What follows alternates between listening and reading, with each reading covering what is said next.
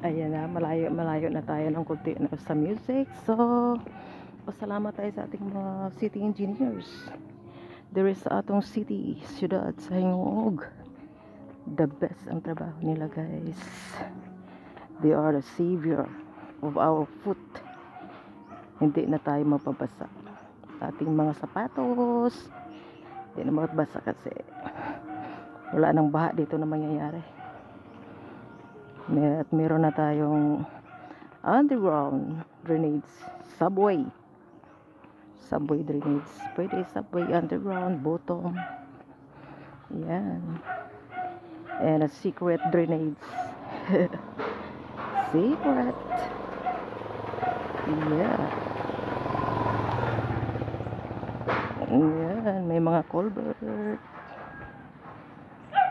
Ayan. Trabaho tayo. Lakad-lakad tayo. Nagigising na natin, guys. Galing ako kay Juan.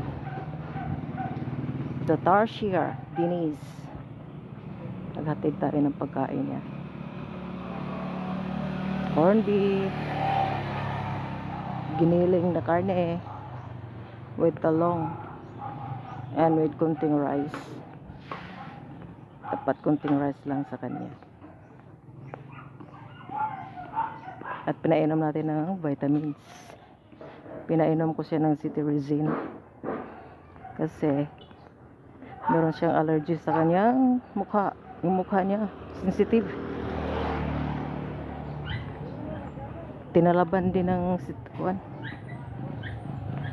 Tinatalaban ng tawag nito, allergy. Kaya ayun, 2 beses na kainom siya ng cetirizine.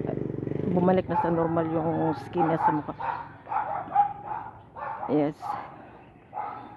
Tapos isang para mag-comfort siya, wala, di siya mag-tantrum, di siya manginig, di siya mag-chill. Pinainom natin ng tramadol. Yun na lang yung gamot niya, yung gamot sa mga normal lang na kuwan, na sakit.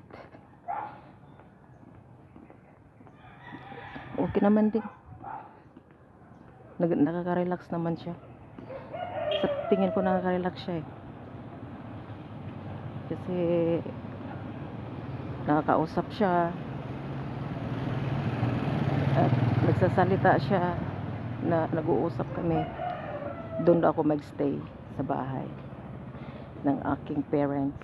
Since nandun yung aking mga kapatid. At siya doon din siya. Alam niya na wala ako doon. Ang na-registered sa utak niya is nandun ako sa CDO. Sa dati kong residence before. Way back year, I think 2000. I was at CDO. So akala niya nandun pa rin ako. At sasama daw siya doon na lang daw siya sa akin.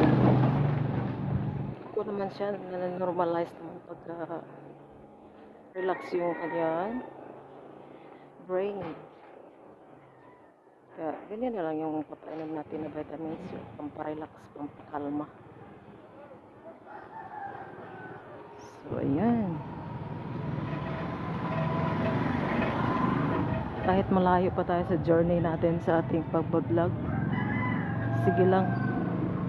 Yung iba nga ngayon lang nagsasahod 20 years vlogging. From 20 years vlogging. Ayan. Kaya kung nagki-clearing na ako ng aking FB page, yung mga bawal na tinatanggal ko na, may steps ako na medyo mali. So inayos na. I hope matanggal na yung ating time kaka-violation. Kasi sayang yung effort. Nakikinig lang sa mga old vlogger. Kung ano yung dapat gawin, gayahin natin sila para ma-okay yung ating trabaho. Ayan, agoy. Langaw, ay. Ay. The kids. Walang pasok. And the marang. Ayo! Ayo! You ah! You ah! Be!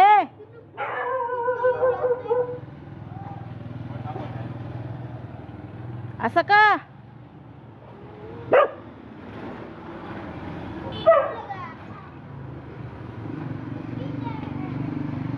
Bakit di mo pagbigyan ang pag-ibig ko?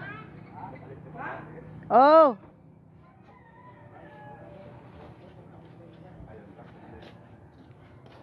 Bigyan sana ako ng pagkakataon.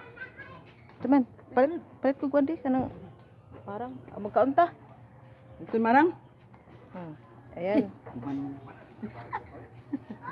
Off na natin to.